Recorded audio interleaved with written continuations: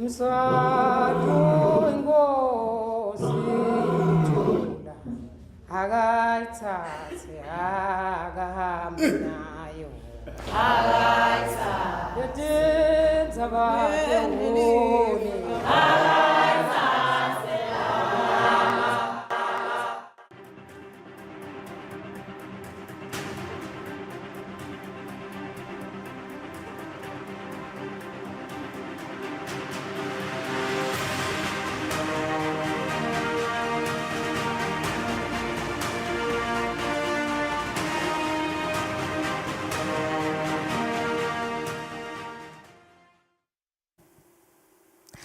Your time now is 2 p.m. and you're watching the Tuesday edition of Market View right here on Eswatini TV. I am Natalie Sitole, glad to have you on the program. This afternoon, we'll look at the turmoil in the Middle East and what it means for the global economy. The region is at the center of escalating tensions with far-reaching implications for energy markets and trade routes. Heightened confrontations with Iran and the U.S. have led to shipping disruptions through the Red Sea, and the effects will be felt globally. As governments navigate diplomatic pressures and security concerns, oil importing nations face vulnerability from potential fuel price hikes, currency pressures and rising transport costs. In a conversation with our in-house economist, Anele Sibia, will unpack the economic stakes and the possible scenarios ahead as conflict in Iran shapes global trade. But first, our business stories.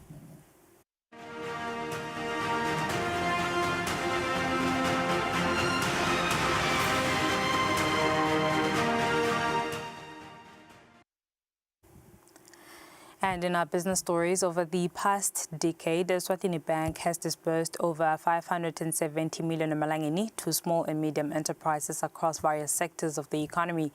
This was shared by the Managing Director, Dr. Nozizwe Mulela, during the bank's first ever Micro, Small and Medium Enterprises Business Forum held at the George Hotel in Manzini. The forum is aimed at addressing the unique challenges faced by these enterprises and unlock the opportunities that can transform them into engines of innovation, employment and inclusive growth. Last decade, the Eswatini Bank has disbursed over 570 million to small, medium enterprises across various sectors of our economy. This milestone reflects not only our confidence in the entrepreneurial spirit of the Eswatini, but also our deliberate commitment to advancing inclusive economic growth.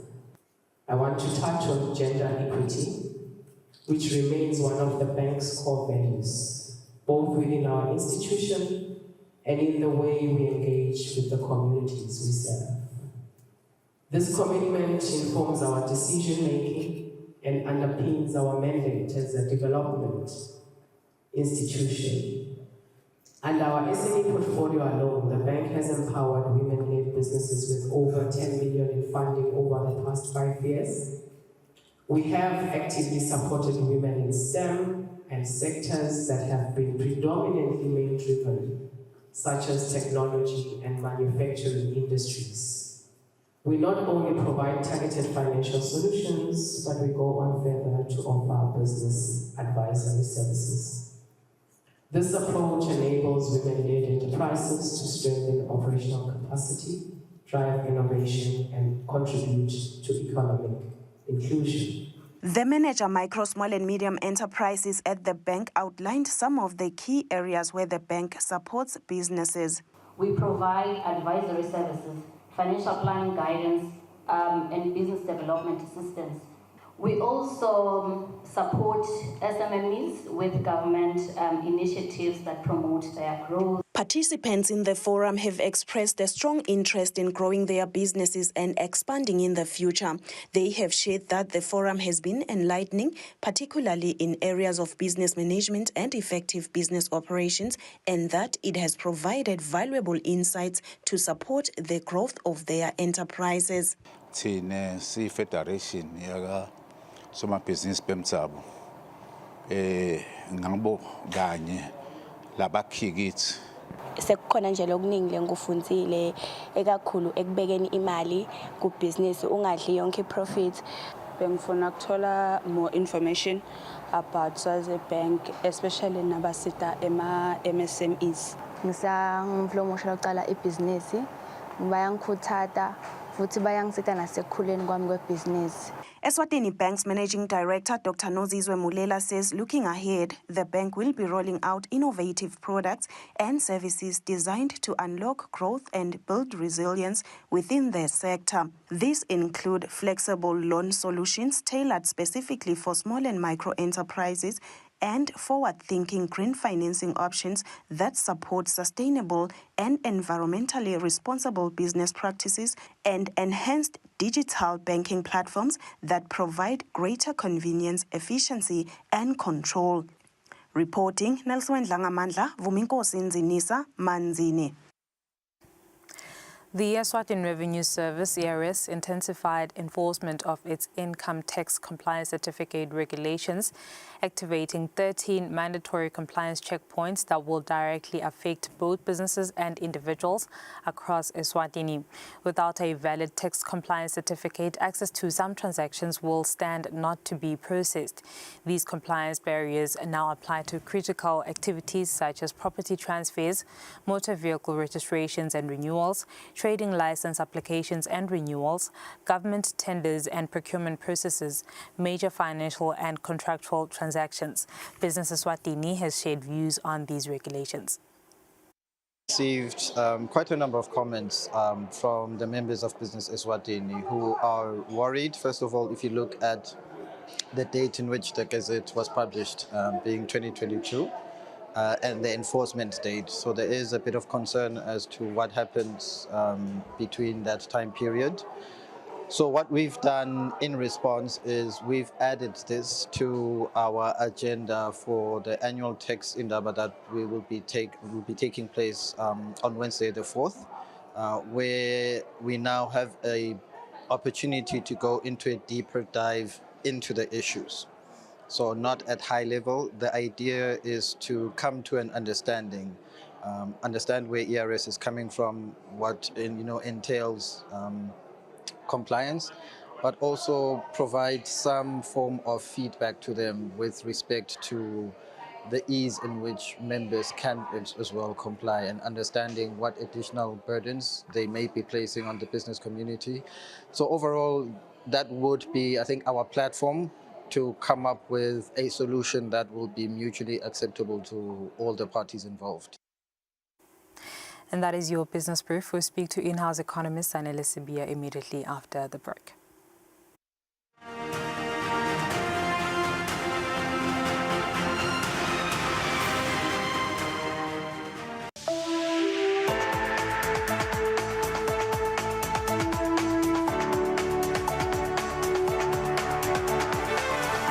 To all the viewers of Eswatini TV in the kingdom and beyond. Eswatini TV is regulated by the Eswatini Communications Commission through the Broadcasting Code and Broadcasting Guidelines. Under these instruments, the station commits to broadcasting information and news that have been fact-checked, programs and content in respectful language with no elements of hate speech, violence or sexual activity. If you hear any unsuitable content on this channel, you have a right to voice your complaints with the station management. Should you not be satisfied with the response or action taken, you can escalate your matter to the Communications Commission at PO Box 7811 Babani.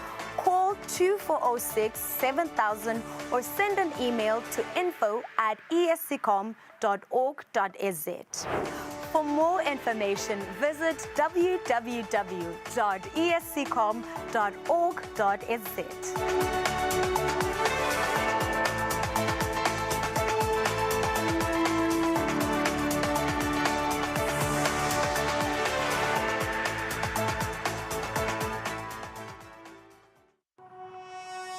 When you choose your adventures, you do so with an open heart and a desire for the unexpected.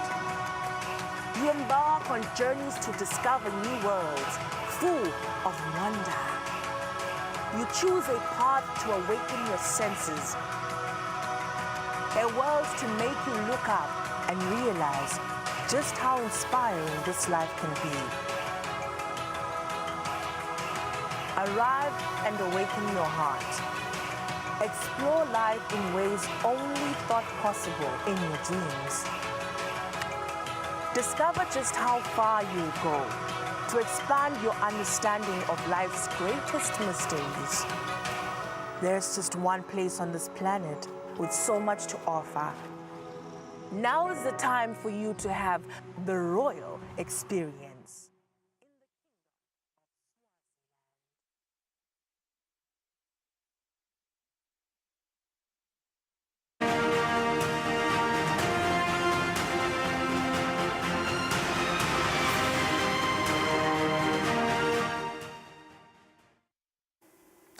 Welcome back. Thank you for staying with us. And moving on with the program, as tensions continue to escalate in the Middle East, with Iran at the center of a widening conflict, global economies are watching closely. The region plays a critical role in global energy supply and trade routes, and any instability there has the potential to send shockwaves through oil prices, shipping costs, and inflation. While the conflict may seem geographically distant, its economic impact could be felt much closer to home through higher fuel prices. We speak to economist Sanele Sibia to help us unpack how the Iran war could affect African economies, specifically the kingdom. And he joins me now in the studio. Mrs. Sibia, good to see you. Thank you very much for your time. Maybe it's not really safe to say, but I think the right thing to say is economically it's time to strap up. Ne? The Middle East accounts for roughly a third of global oil supply, and 20% of that goes via the Strait of Hormuz. With tensions rising, they rather raise fears of disruption in supply. How serious is the risk to global energy stability right now? Thank you, Notzile. Good afternoon to you, and thank you for having me. So, yes, like you rightly pointed out, so this tension, geographically, it seems it's miles away, but when you look at it in terms of the global interconnectedness, it's one would say it's very close to home. Just that we are not fighting there in the front lines. But in terms of the economic impacts, now those are going to ripple through the entire globe. Because if you look at the amount of global oil output that comes from the Gulf region, we have about 20%, 1/5 of the entire global output, oil output, comes from the Gulf region, from those Gulf countries. And then in terms of the transit of that oil and that natural gas from the Gulf region into the rest of the world, around 20% of it, again, has to flow through the Strait of Hormuz, right? And that's just a choke point there between, I think it's Iran on the northern side, and I'm not sure if it's Oman or any other country on the other side, right? So that's what the Iranians are now blocking, because it's right up their door. But when you look at its impact in terms of global disruptions, now that is where most of the disruptions are coming from right now in terms of the oil prices. So evidently we are going to start feeling that impact in terms of pump prices.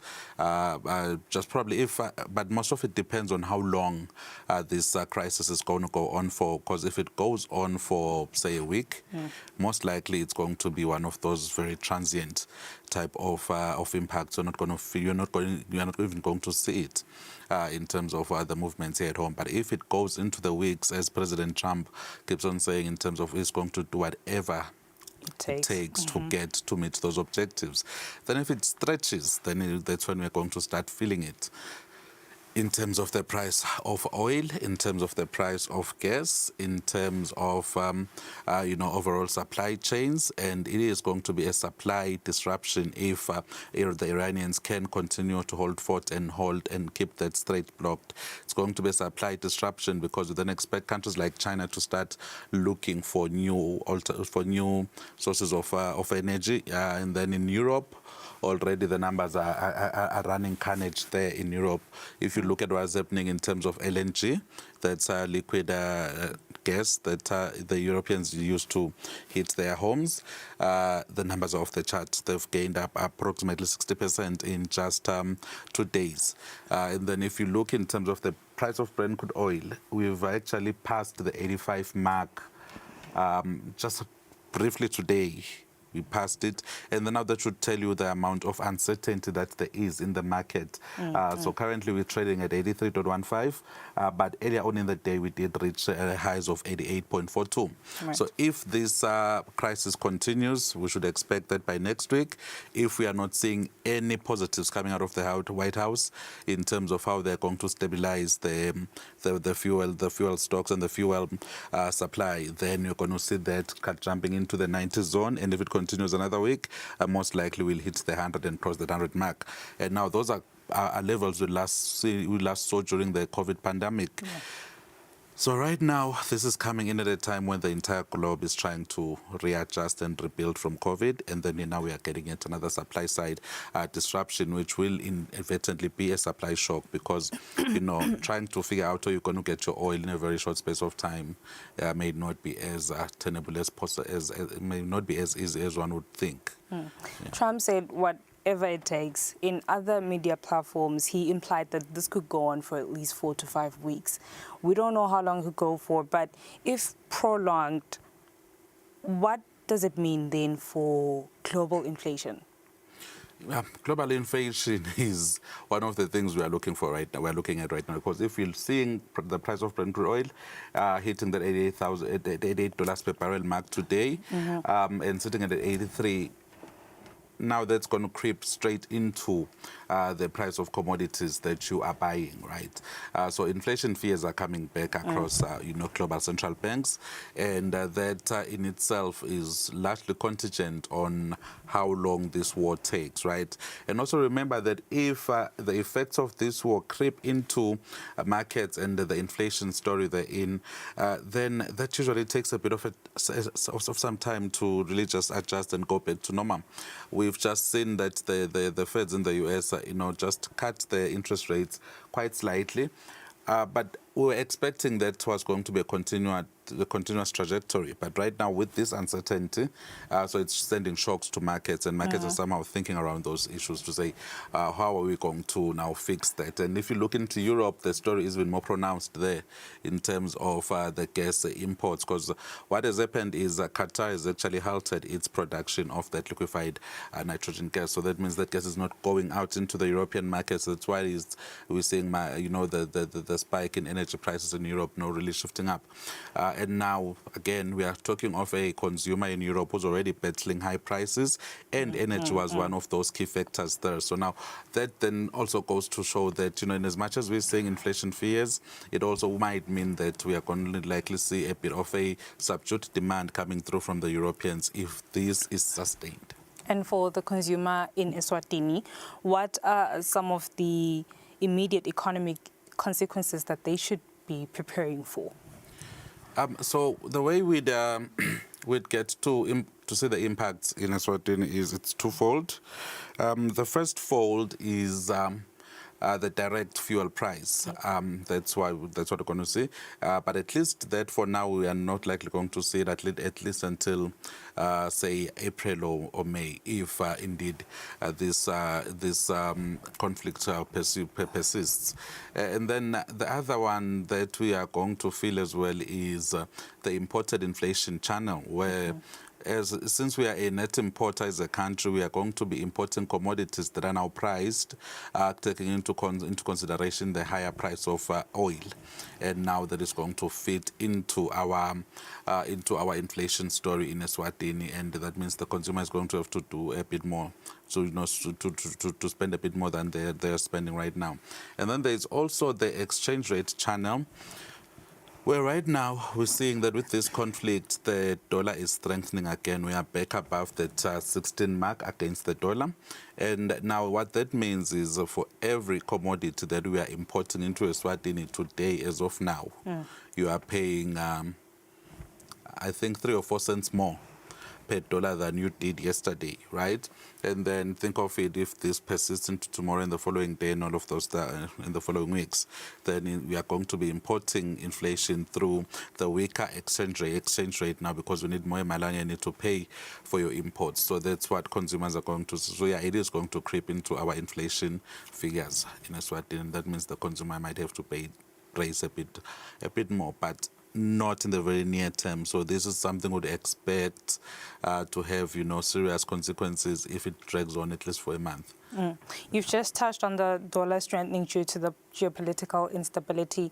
How does that complicate, the situation for African economies that especially import fuel and commodities that are priced in dollars? Yeah, that's precisely the issue around imported inflation, because what it means now is you need more of your currency to buy whatever dollar-denominated commodity you are buying into the African countries. And what it means is now when the retailer or the wholesaler is now selling to you as a person, they're going to charge more because they spent more emalangeni just for that one commodity, even though the price of it may not have changed. But in terms of the malangeni required now to get that commodity, it makes it a bit more expensive. So what this then does is it creates a situation that is twofold for Africa. We know Africa is a resource-rich country. It's a resource-rich continent, so that means, for those that are trading in gold, your silver, and all of those other precious minerals, the price of those is also doing very, very well in markets, just being offset a bit by the dollar. So what that means right now is we do have an option to continue, get benefiting from the resource richness in Africa. Because we are selling these, we are exporting these resources in dollars, so then that should somehow show up, our balance sheets. But then at the same time, in terms of the cost of importing, that now, pushes the imports out of the roof, and it tends to weaken Africa's trade balance position because we then tend to run more of a deficit type. When your imports outpace your exports, the position you end up on is not that one of a secured economy, in as much as we do have a bit of security. So as Africa, we kind of need to ensure that we diversify so that we can, improve regional value chains, intra-Africa value chains, so that we are insulated against such movements. And in terms of even our imports, in terms of this natural gas, and in terms of the Brent crude in itself, we do know that countries like Nigeria, quite a number of countries in Africa do have that one, in countries. So I think as we continue looking at avenues of trading through the AfCFTA, then most likely we would then start looking at how we then import internally within Africa, so that we are somehow cushioned against these global disruptions. But when you're looking in terms of the price of oil, most of it is dollar denominated, so exchange rate risks will always be there, even if we are looking at domestic insular into Africa. Thank you very much, Mrs. Spear, for that one. That was in-house economist Anele Spear breaking down the economic impacts of the ongoing conflict in the Middle East. While we still have him, we're going to discuss markets immediately after this.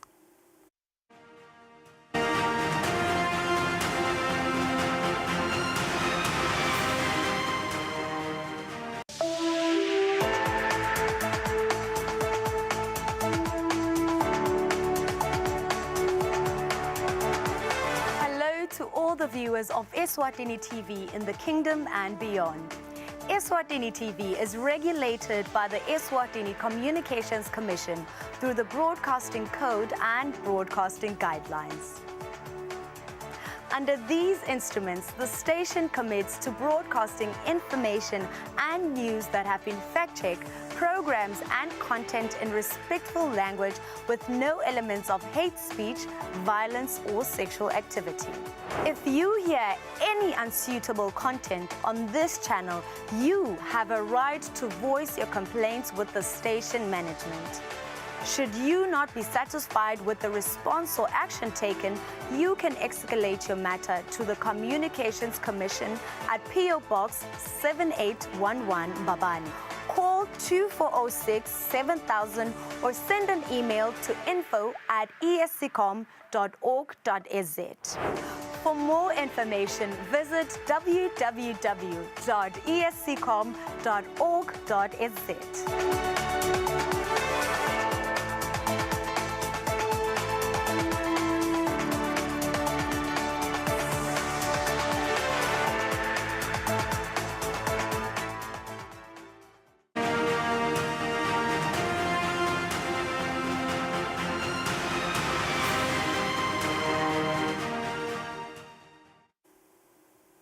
Welcome back. We're still joined by in-house economist Anelise Sibiya for some of the latest in markets. Mrs. Sibiya, thank you again. Good to have you. So when we talk markets, crude oil did top the $85 per barrel mark. Can we see it clock 90, especially because of the ongoing conflict in Iran? I think in terms of that, it depends on how far this goes on. And I think we're waiting to see what President Trump and Marco Rubio they are going to say in terms of the plan to somehow cushion markets against this supply shock, which is now due to this, tensions in the Middle East, more especially in Iran. So if we can get a clearer picture there, we most likely we're not going to see it break the 90 mark.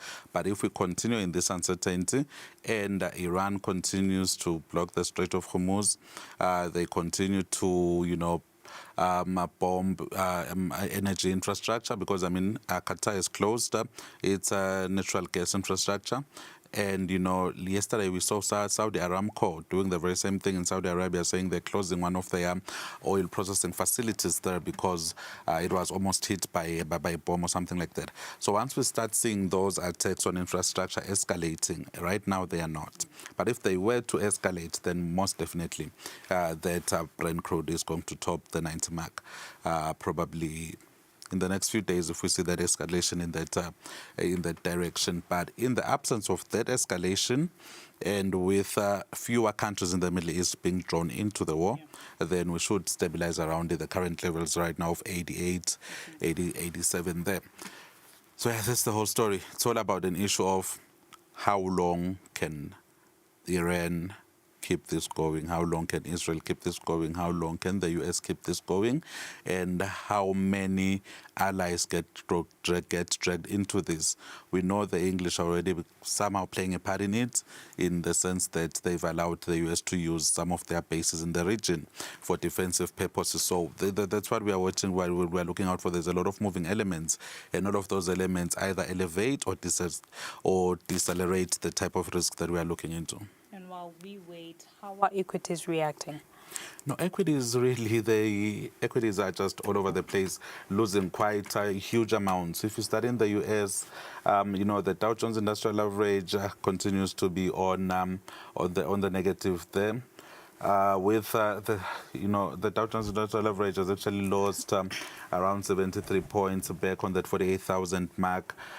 Just continuing to show that, markets are still really relying on this uncertainty that we are seeing. And then in terms of the Standard & Poor's Index and the S&P and the Nasdaq composite, what you see there is the Nasdaq is back on the 22,000 mark. We're just on 24,000 last week, right? So that just shows the amount of portfolio realignment that is happening as we are looking at the risks that are happening. So right now, this slight rebound is just, investors buying the dip. And also in the S&P 500, just investors buying the dip, because we do know that eventually markets are going to rebound, and, stocks have actually lost a bit of value. So if you can come in low for those, more especially the tech ones, if you look at what the Nasdaq is doing there, people are just really eyeing those tech stocks that when this is all over, you just come in very low, and then it takes you up with it. And then moving across the pond into Europe, what we are seeing there is the overall sentiment in terms of those energy prices in Europe is actually offsetting all the defense spending that we are seeing happening in Europe, and all the talks around defense spending, and all the rage around, those oil stocks, because the oil stocks are doing very well right now. But overall, the market movements are saying, since we are looking at this shock into the euro gas price, now that's going to hit the consumer very hard, and it's just taking people back to that COVID type of level thinking. So that's why the FTSE 100 has lost 304 points in today's trade. Germany, they're losing 941 points in overall volumes today. And France, coming back very low to those very low 8,000s, right? That's something we've not seen in the past 2 weeks. And the FTSE 100 there, we're hoping for that 11,000 record before all of this started. But right now we're seeing markets just pulling back and going back to those lower 10s. In Asia, again, the story is the same in Asia. markets are losing due to the war in the war in Iran. And most pronounced, all these Asian countries that we are looking into, they get a majority of their gas through the Strait of Hormuz, right? So right now, markets are really jittery and on edge in Asia because that's where a majority of their gas comes through and it comes from. And trying to realign supply chains, now that's something else. And then also in terms of utilizing stockpiles, in terms of strategic oil reserves, that's usually the last thing that countries like China would want to do. Also because you don't even know how long this is going to last, right? And you want to use your strategic oil reserves when you know that the prices are going to be relatively low so you can replenish those. And then coming into South Africa is getting a double-barrel hit in terms of what to expect here. First up, the price of gold is going down as the rand, as the dollar appreciates. So people tend to realign their portfolios there, and also the inflation fears, bringing back thoughts around increasing interest rates. Now that is somehow low. We are lowering the price of gold, though it remains above the 5,000 mark. But what you are then seeing with the South African stock exchanges, it tends to follow the spikes in gold and also the recessions in gold, and then also the fuel issue here, since South Africa is a net importer. So we are back on that 21,000 from a midday high of 128,000 just yesterday. And then in Eswatini, we've not seen any changes. The commodities, we've spoken in length about them. Gold has taken a dip, and Brent crude oil is really soaring and not just heading for records, because this is a 6-month record that we're already seeing right now. In terms of the currencies, the Lilangeni is weakening against all major currencies as we are seeing the flight from emerging currencies to, relatively stable currencies, that be your dollar, your euro, and the Japanese yen is also just not doing very well because of how much this is going to hit the Asian regions. Thank you very much, Mr. Spear, for your insights. That was in-house economist Sanele Spear showing insights on the day's trade. This has been the Tuesday edition of Market Review from myself and the team here. Thank you so much for staying with us. Take care.